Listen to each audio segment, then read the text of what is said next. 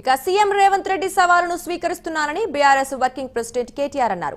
ముఖ్యమంత్రి ఎప్పుడు చెబితే అప్పుడు చర్చకు వస్తామన్నారు. రాష్ట్రంలో రైతులను కాంగ్రెస్ ప్రభుత్వాన్ని మోసం చేస్తుందని మండిపడ్డారు.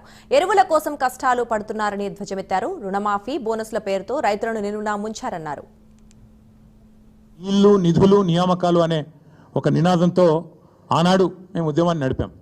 ఈరోజు ముఖ్యమంత్రి గారు కూడా అదే నినాదంతో పనిచేస్తున్నారు. నీళ్ళేమో ఆంధ్రాకు పంచుతున్నారు, ఆంధ్రాకు పంపుతున్నారు, బనకచెర్ల పేరిట ఇంకో పేరిట, నిధులేమో ఢిల్లీకి పంపుతున్నారు. ఇక నియామకాలు మీకు తెలుసు, ఆయన అనుయాయులకు ఆయన తొత్తులకు కొంతమందికి నియామకాలు మాత్రం ఇచ్చుకొని బ్రహ్మాండంగా వాళ్ళతో తెల్లారలేస్తే మమ్మల్ని తిట్టించే కార్యక్రమం మాత్రం చేస్తా ఉన్నాడు. నువ్వు అసెంబ్లీలో పెడతావా చర్చ, లేదా అంబేద్కర్ కాడ పెడతావా, కొండారెడ్డి పల్లెలో పెడతావా, చింతమడకలో పెడతావా, కొడంగల్లో పెడతావా, గజ్వేల్లో పెడతావా, ప్లేస్ నీ ఇష్టం, ఎక్కడంటే అక్కడికి వస్తాం. కానీ నువ్వు తప్పించుకపోయే బాబత్ మాకు తెలుసు. నువ్వు గ్యారంటీ ఏం చేస్తావు? ఈయనకి ఏంటంటే అలవాటు, బురద చల్తాడు, అవతల పడతాడు, ఇట్లా చల్తాడు, ఏదో మాట అంటే డైలాగే నేను ఎక్కడన్నా అని మళ్ళీ అవుతాడు. ఆయననే చెప్పిండి, నిన్న కేసీఆర్ వస్తాడా కేటీఆర్ వస్తాడా అన్నాడు. మరి నేను వస్తా అంటున్నా, నీకు దమ్ముంటే రా, లేదంటే ఇంకొక ప్రతిపాదన 8 తారీఖు నాడు, ఇలా 5 తారీఖు, ఎందుకంటే ముఖ్యమంత్రి గారికి ప్రిపేర్ అయ్యేందుకు టైం పడుతుంది. 8 తారీఖు నాడు 11 గంటలకు మేమందరం వస్తాం. సోమాజిగూడ ప్రెస్ క్లబ్ రా, నీకు కృతి చేసి పెడతాం. నీ కార్యకర్తలతో సహా వస్తావా, నీ ఎమ్మెల్యేలతో సహా వస్తావా, వాళ్ళు ఎంతమంది వస్తారో చెప్తే వాళ్ళకు కూడా ఇంతజాం చేస్తాం. చాయ్ బిస్కెట్ కూడా మా సోమాజిగూడ ప్రెస్ వాళ్ళకు కూడా ఇంతజాం చేస్తాం. చాయ్ బిస్కెట్ కూడా మా సోమాజిగూడ ప్రెస్ సోదరులను అడిగి అది కూడా ఏర్పాటు చేస్తాం.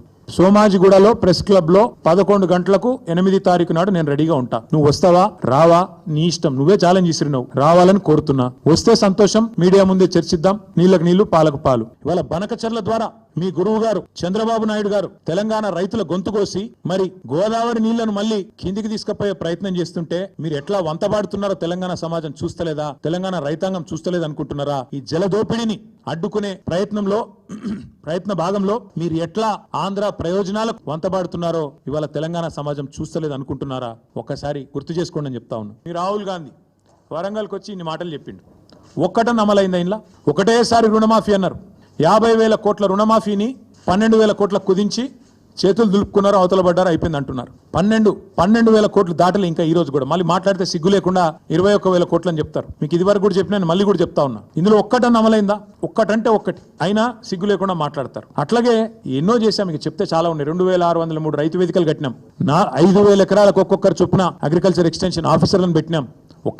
ఏదో మాటలతోనో డైలాగులతోనో కాలేదు. తెలంగాణలో వ్యవసాయ విస్తరణ కేసీఆర్ గారి నాయకత్వంలో అకుంఠిత దీక్షలాగా ఒక తపస్సులాగా చేస్తే ఇన్ని రంగాలకు కలబోతా, సాగునీరు, విద్యుత్తు, అట్లాగే ఇరిగేషను, ఇవన్నీ కలిస్తే గ్రామీణాభివృద్ధి కలిస్తే వాటి సమాహారంగా అల్టిమేట్ గా తెలంగాణ ఇలా భారతదేశంలో నెంబర్ 1 అయింది. ఒక చెరువు తవ్వింది లేదు, ఒక ఇటుక పెట్టింది లేదు.